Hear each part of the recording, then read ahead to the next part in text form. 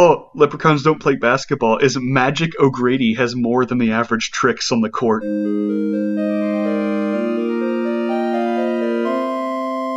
Hello and welcome to Fools in Fiction. We're a little late. Apologies about that. We just couldn't think of anything to do, and it was a weird time in the world. But we're here. We're back, and we have two guests with us. We have Chris and Cody from D&D from our other podcast, our actual play podcast that is a video on YouTube. A series of videos on YouTube called Galactic Gazette. The first season is called Tales from the Venture Guild. The second season is coming out next semester. Listen to it. It'll be good. But we thought we would talk about... so between these two seasons, we're doing a time skip of 3 years. And Chris and I are running this game, if you do not know. And we've got to decide, how do we just let them have cool stuff happen to them over the 3 years that's mechanically advantageous or cosmetically advantageous, versus say, no, you can't just have that, you need to work for that in the actual gameplay. Or just more general, in wish fulfillment fantasy, how do you decide what you just give people versus what you make them work for to earn? Nailed it. Got it in one. Yeah, so I think one of the really interesting dynamics about this is going to be we have kind of me and Finn as hosts, and then Chris and Cody as guests, but we have one of each flavor. So I'm a host that is a player in this, and then Finn is the host that is the DM, and then Chris is the guest that is kind of the DM. He is responsible for the world. I said that he made the entirety of Earth and the universe, which is not true. He just made the D&D world. And then Cody is a guest and is playing. Yes, we got all four possible people.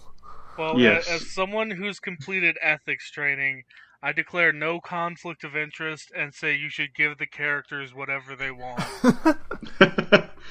So that's the thing, right? If you're playing a video game, it's shit if you just immediately get everything, right?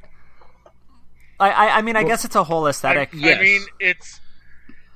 I literally just remembered, at least one, if not several videos from Game Maker's Toolkit, specifically the one about, Spider-Man, about, do you have to earn feeling like Spider-Man, or do you just, pop in the game and you're like, I'm Spider-Man? What did they say on that? He says that it's I believe he has a lot more nuance than what I'm about to say, but I think he says he prefers other games because they make you earn it, whereas in Spider-Man you just pop in and you're web swinging and you don't have to really work for it. But at the same time, it's really good to just start out with something really cool, which I think is what a short hike does really well. Is you start out with already incredible movement, no conflict world, and you're like, oh yeah. And then you still earn stuff, but it's you just make everything cooler. There's no zero-sum game about it. Yeah, so that's one of the things I feel strongly about, is that, I think that if you don't give anything to the player, why are they even going to, do anything? So in Celeste, you get the dash, not immediately, but you have to, you get it pretty early on, and then the game later gives you more abilities or teaches you new things. And some of that is it rewards people that already know the mechanics or that experiment. But I still think that if the first chapter of Celeste had been no dash and all just walking or climbing, I would have killed myself. It would have been very boring and just. Well, I guess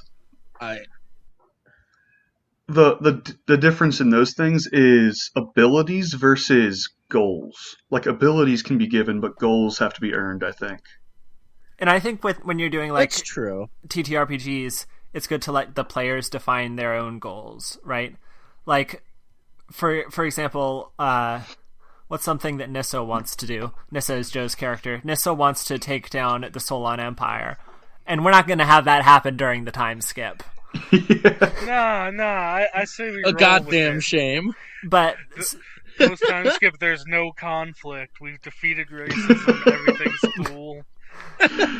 It's just a whole semester of beach episodes. yeah, it's possible. I love that Oh, idea. fuck yeah. But like, okay, so what's something that we are just giving? We're giving Nissa a girlfriend, right? And that's like, Absolutely. so what's the difference between that and defeating the Solon Empire from your perspective, Joe, as a player, not Nissa's perspective? So one of the things for this too is so this also gets into like an idea that I wanted to talk about later, but I'll address now, is that like I think when you like when a player says, "Oh, I want this thing," um it should be more like it should be more likely to get it if it can like further the plot or lead to interesting character stuff.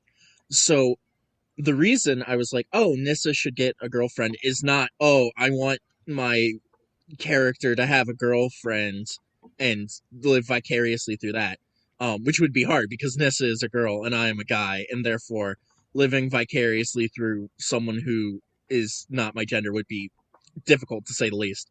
But I didn't just set out for that. I was like, I think it makes sense for Nissa's character to want like a companion because of like a couple of backstory reasons, and also to have a character that like can understand what she's going through and play devil's advocate, and also have interesting interactions with the party.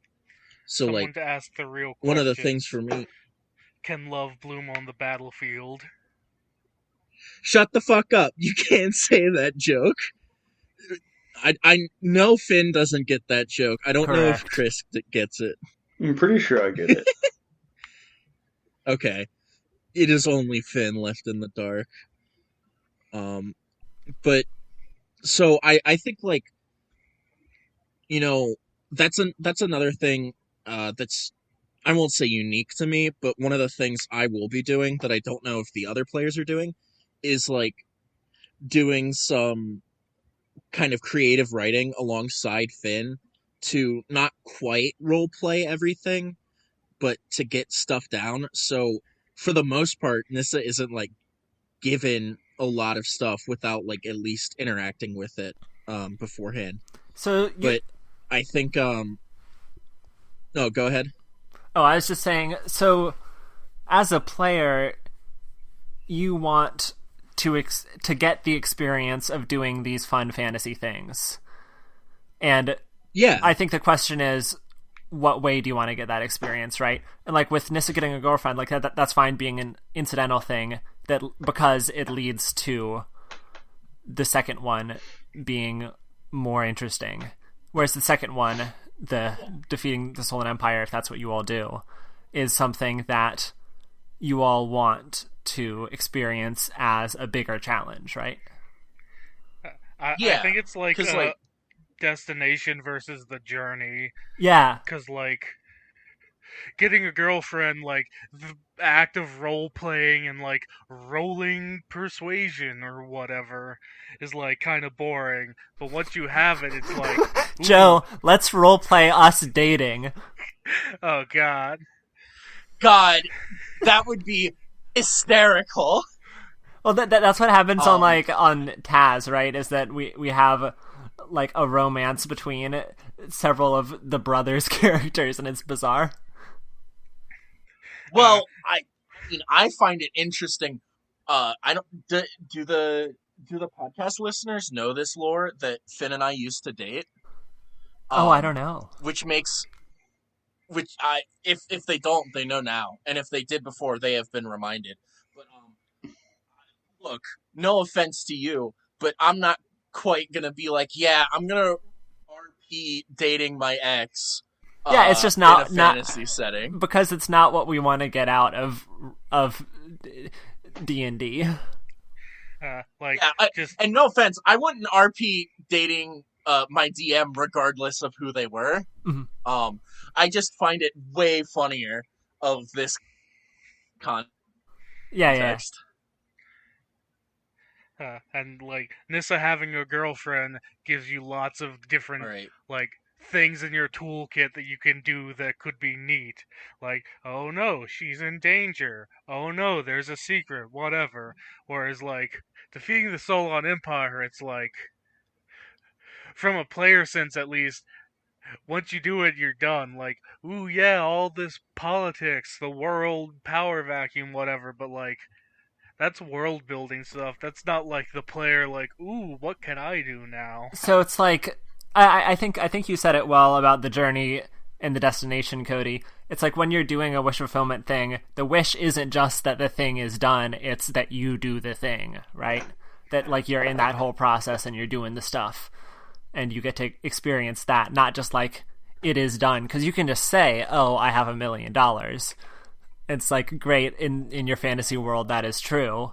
But like, did you design the clothes? Did you... I don't know what crimes Fonk will commit next season. But like... I mean, maybe that's just the simple answer, is that people want to do the stuff that leads up to the destination as well, in a lot of cases. And sometimes they don't, and those we can just give people. And I guess the big thing for that is how well it's described, because if you're like, I want to do a thing, that's what everybody, if you're like, here's my 12-step plan from research, here's my crazy bullet board, then that's it's like, good shit. Yeah. Here's my list of all the important figures and how we're gonna kill, blackmail, or persuade them to our side. Yeah. And that's one of the things for me too, that like, so in the time skip, Chris is making a document that has like all of the important figures in the known galaxy, which is where the campaign takes place. And, you know, I just like to read through it for world building and to see like who I might want to meet. But one of them is, I think his name is Captain Kaiser. And he is like this head of security for a planet that we broke into the research facility and stole stuff. And so in the description, he's like, this one failing of Captain Kaiser has haunted him, and he like longs to correct this failing. And I'm like, fuck yeah, that's so cool. Because like, if you had just told me, and at the start of the campaign, that like we were living rent free in the mind of this one guy, from the Gith, I'd be like, oh, okay, whatever. But the fact that I got to play out fucking up, like, and stealing that shit and pissing off that guy, made it so much better to see that happen. So I think that's another thing that like, if you just kind of give something without build up, it can kind of like be this anticlimax. Whereas like when you make people work for something, you have all of the emotion of like build up before it that goes into making it work out.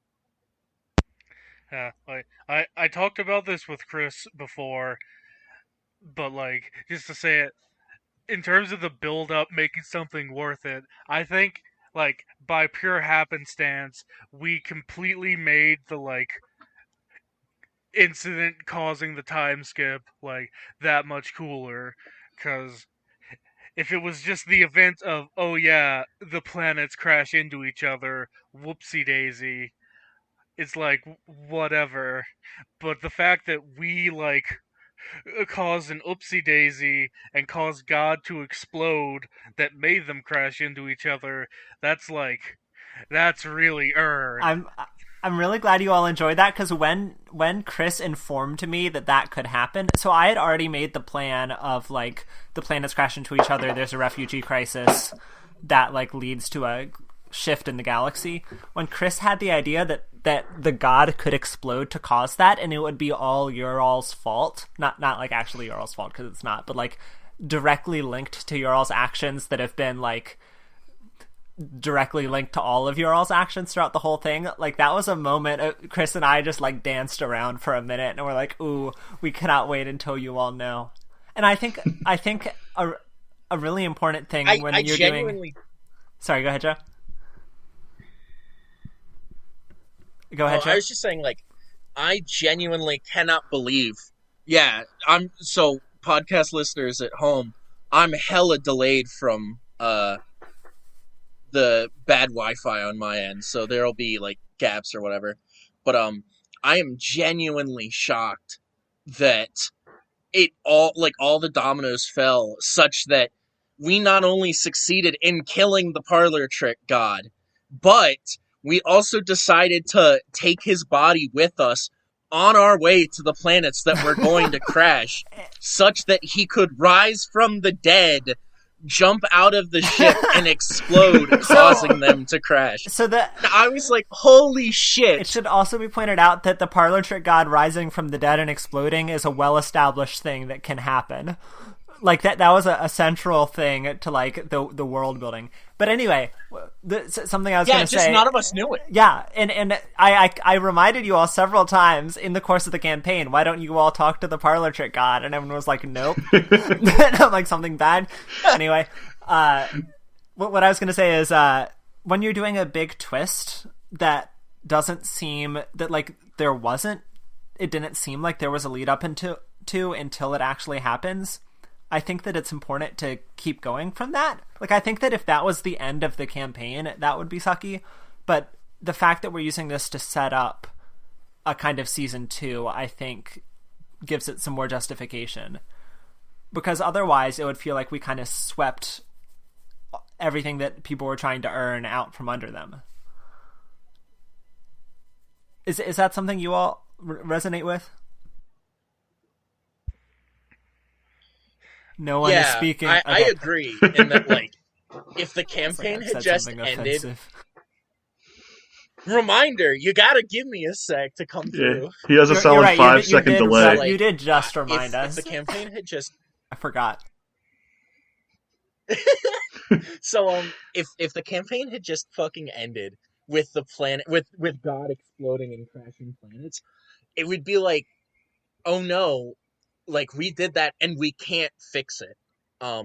So that's another thing. That is the one thing that you can always give the party, and it's guilt.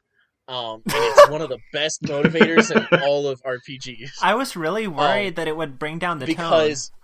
But I think that because we're still going from it, it doesn't as much.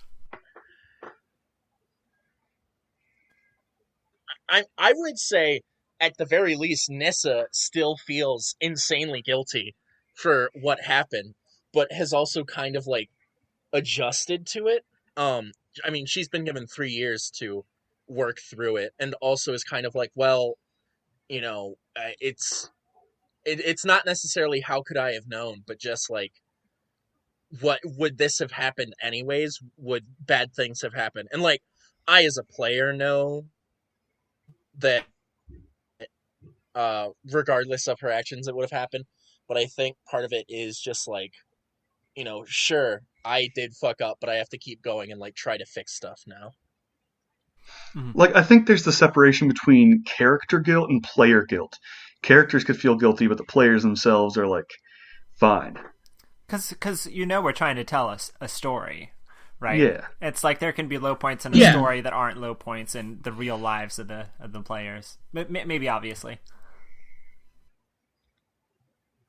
Yeah, I think one of the big things, like, I also think a thing is that when you really get into a character, it doesn't matter how, like, separated you are from them, though, because, like, I still feel shitty on behalf of Nissa for what happened. Even though it was just me and Chris being like, we're gonna fuck up these people's lives.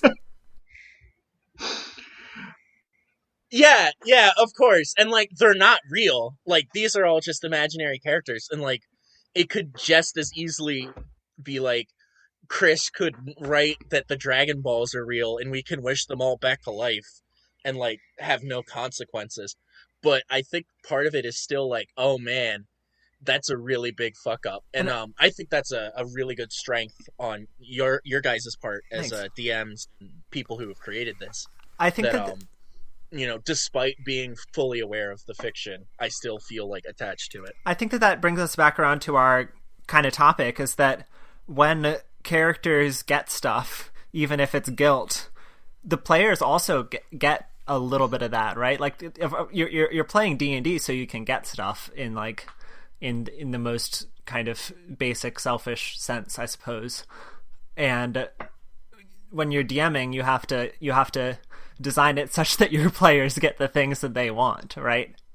Well, then also a big thing about like kind of a counter to players get stuff is it can also be strong to have your players not get stuff or have encounters where they're very likely not to win. Like I was looking up modules just out of curiosity because I never played one, and the most popular one, I forget what it's called, but it's the most popular because of the villain. And like most of the times you encounter him, he's in a situation of like strength, and it's very unlikely you can beat him, so you lose to him a ton before the final encounter, which makes it that much stronger when you finally do beat him. Well, yeah, and in that case, that's also something the players are getting, right?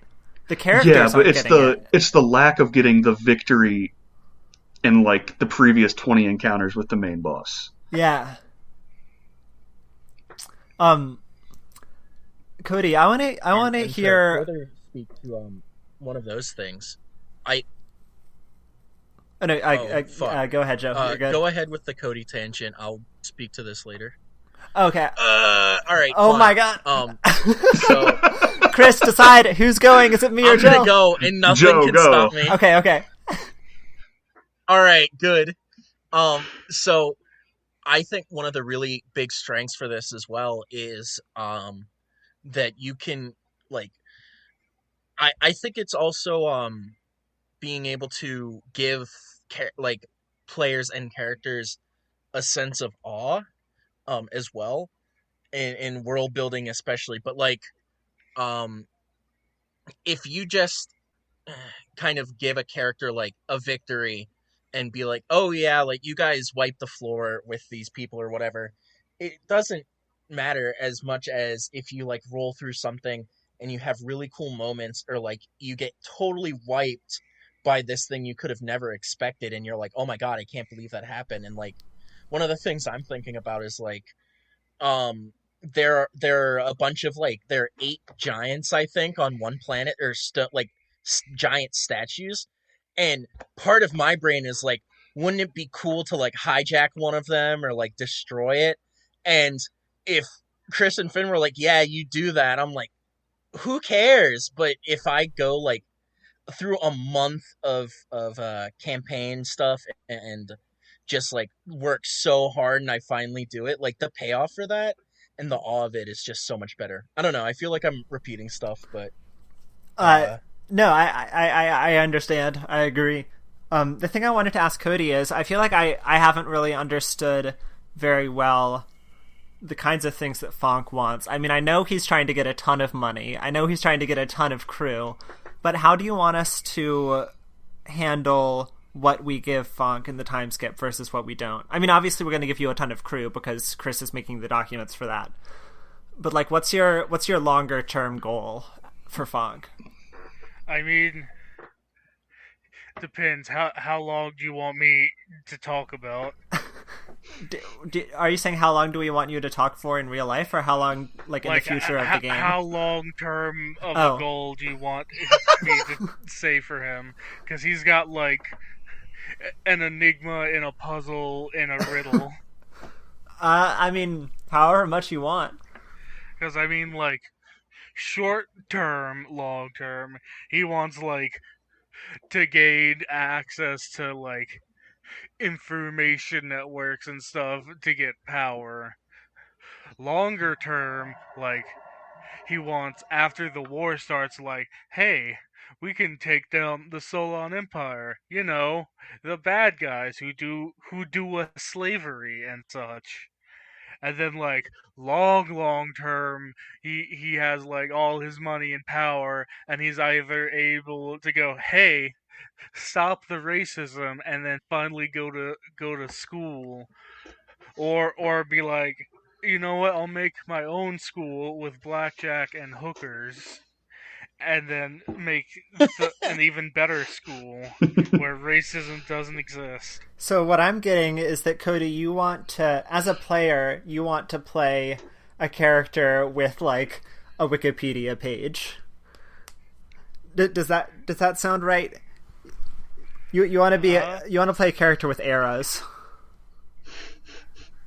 I guess that's the thing. Like, in terms of what he's probably gonna accomplish by the end of the campaign, like he wants to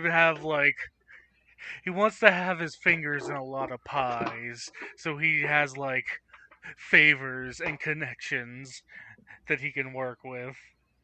Because he's a sociable guy. He's a people person. I think that leads to another interesting question, which is when, as a DM, are you allowed to end it? Like, what, like, to give the most to our players, do we have to give Fonk everything? Or is it satisfying to just be like, or is it just like a reality? It's not give, it's if it's earned. Like, if he can satisfactorily explain and go through actions to earn everything is what matters, I think. So are you saying that we've got to construct situations such that Fonk can earn all these things? Well, I don't think we even have to construct the situations, because if these are his goals, he's going to be going towards them. So it's like, if he can find the situations and exploit them in a way that DM goes like, yeah, bueno. Yeah, that makes sense to me. I'm thinking. I'm saying all this as an example. This isn't. Thing for me. Oh, sorry. Go ahead, Joe. I was just saying that, like, so I think one of the interesting things that you can do with characters is, like, have them not know everything they want to do. And so for Nissa, I have, like, a bunch of things that she kind of wants to try to do. But whether or not she can, like, feasibly, I have totally left in Chris and Finn's hands. And, like, I personally do not mind what she kind of is able to succeed at, bar, like, one or two things that I think are important overall for the campaign. Yeah. But, like, I mean, Nissa barely, like, knows what she wants to do overall. Like, after the Solon Empire is defeated, like, she has no idea what she's going to do, because she hasn't, like, planned out that far. I mean, I haven't either. And I guess a big thing connected to that, to show an example, is the PR officer from the Solon Empire that Nissa wants to potentially hire, but is, like, strongly connected to, like, important family in the Empire. So on the one hand, we could just say, yeah, you convince her to join you. On the other hand, it's like, can he convince her to join him? Like, rather than give, like, if it can be properly explained, then he can get the thing he wants. Yeah. Shoot, I lost my chain of thought. Oh yeah, I think that this is all because, like, I think it would be ridiculous if you went into a TTRPG being like, here are my character's goals, and I expect you and me to work together to accomplish all of them. Like, you want to be, like, I think in order to role play and in order to, like, really inhabit a story world, you've got to let your character really live there and be able to develop with it, and that might change their goals and your goals. I think that's really cool. I don't know if it's happened that much in our campaign, but it's something that I think is a cool prospect, that the long-term goals of the characters can change based on the world. And then, of course, Chris and I know vice versa, the world has changed a lot because of the characters, both in a metagaming sense and in a literal sense. Mm-hmm. And then, I don't know how relevant this is, but for me, I really enjoyed, there are like 5 or so different big world things that are constantly progressing and happening. So it's like whichever one the characters choose to focus on is the one they focus on, but the other ones are still happening. Like the doppelganger thing.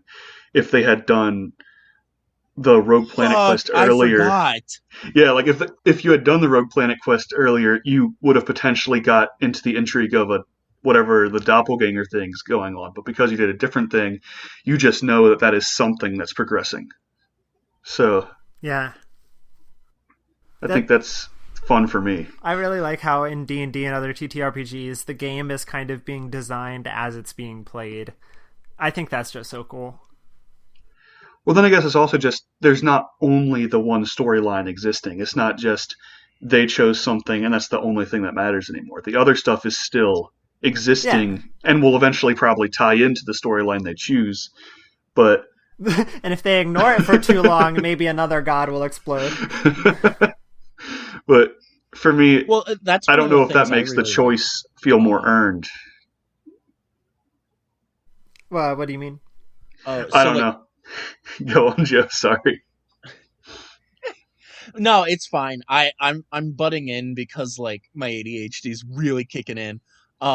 So one of the things I really liked, in one of the other campaigns I played, is it was kind of a similar thing where there were like 7 things that you had to get done by a certain point, but you could tackle them in any order, and however fast you wanted to. Like, you could take a week off to go carousing or whatever, but every day or every week that you didn't do something, like these things would progress and get worse. And the DM had like a calendar basically that said these are the dates that are, that he knew things were going to get fucked up at, but he also just let the players decide whatever they wanted to do, not only as players but also like in character.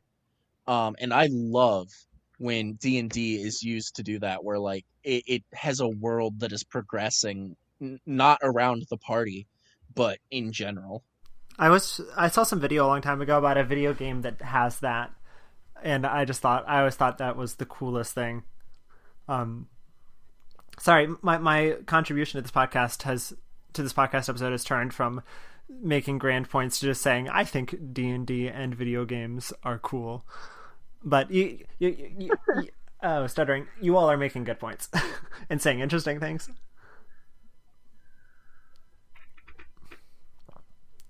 Is there anything else we wanted to? I don't.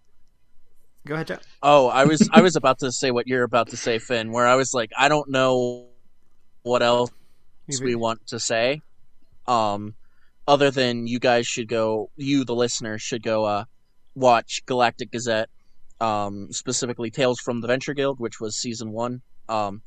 It's pretty good.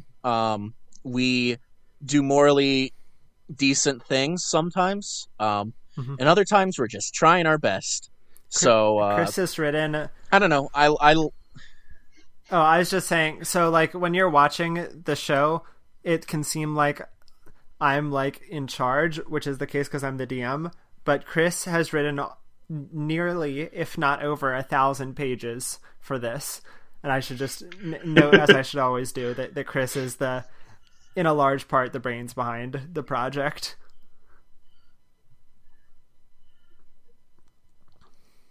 This is true. Now we enter a moment of silence for some reason. Yes. Yeah, everyone put your hands over your heart. We're about to say the Pledge of Allegiance. Pledge of Allegiance is a one-hand ordeal. So, you don't use both hands. I said put your hand, not hands. Oh, I heard hands.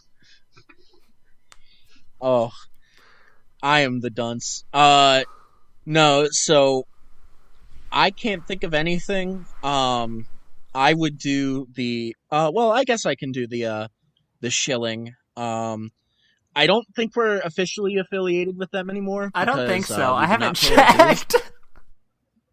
I guess I can just look it up. Go listen to the William. Wait, what is the URL? Tell me the URL, Joe.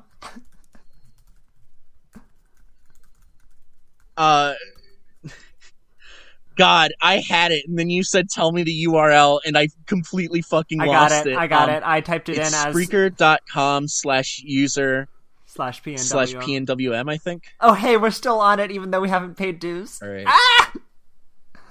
We should. That's incredible. We should tell them. We should tell them to stop promoting us. Yeah. Or we should pay dues. One of the two. Yeah, one of those two. Give us a rating and review on the podcast app. Listen. Wait, no, hold on. Shit. Don't listen. Email us at foolsandfiction@gmail.com. Oh, we need to change that might soon, change. By the way. I'm getting an incredible amount of spam. Because I've seen it. Like, Finn showed me one day just the emails from one 24-hour period. It was fucking bonkers. What is it? Oh, we have a subreddit, r/foolsinfiction, where you can comment on podcast stuff. If you want to be on the podcast, please let us know. We are always happy to have guests. What the fuck sound is going on in the background? Go on. Okay, it was Chris making dumbass sounds. I just want to say I'm on anchor.fm right now to look at our podcast, because I was going to see if we ever got an advertiser, and we never did. But at the very top of the page in this huge banner, it says, "Your Spotify 2020 Wrapped is here." This is not Spotify. What the hell? Wait, are Anchor and Spotify like the same company? What did... Anchor, maybe. Spotify. Yes. Shit, am I forgetting one last plug? But. Thanks, Chris. No, Chris. No problem. Dumbass. Oh yeah, we'll be back sooner than we were this time. 2 Saturdays or Sundays or whatever we do it. To explain ourselves, this semester was very hellish. For me specifically. So for those of you that don't know, I'm getting my master's degree in education, and this semester I just had a lot to do with not just grad school, but you also have to work hours with a local school, and just doing all that. And while very rewarding, it really sapped me of a lot of like just human like understanding. So that's why podcast episodes were sporadic. So hopefully during the break we'll be a lot better about it. Yeah, we're all on slightly different breaks because we go to different schools now. Or I guess of the 4 of us, 3 of us go to the same school. Cody goes to Virginia Tech. Dab. Like a traitor. Well, listen, fucker. William and Murray said I was too dumb. And did prove them wrong. But they're right. What? I was about to say, why are we having this long ass moment of silence again? Anyway. It's because you have a 5-second delay for Cody. Yeah, I know. I apologize, listeners. I think we should wrap this up here. It's been fun. Thank the 2 of you for coming and joining us, and we'll be back soon. All right. I can't end the podcast because I'm using onboard mics, and I don't know where it is. You should Finn, just say bye all on your computer everywhere. If I had a mouse. Well, it's definitely not over there. Yeah, wherever you ran off to. Random spot. You went to Diane Keaton's Forks. Hold on. Does anyone remember that? That was so funny. No. Oh darn! I have to show you later. No, that's really far away. Spotify listeners, look up how far away are Diane Keaton's Forks. It'll make your year. It's so funny. Goodbye. No, it's not there. Well, fuck it. I said goodbye. The podcast is done. Nope, they're still here. I will also say goodbye. Maybe Chris has the power. Wait, I can end it? Well, there's only one way to find out. Okay, this is the see. Ferris Bueller wait, you're still here meme. I've opened the source code. I can't change it. It just says remote stream is connected, and I can't type over it. Podcast is you all over. can see that. Get out of here. Yeah. Go on, get. Wait, we actually say that? That's like actually our outro. Okay, I guess I'm gonna have to do it. Hold on. Let's see. Oh, Joe, it was there.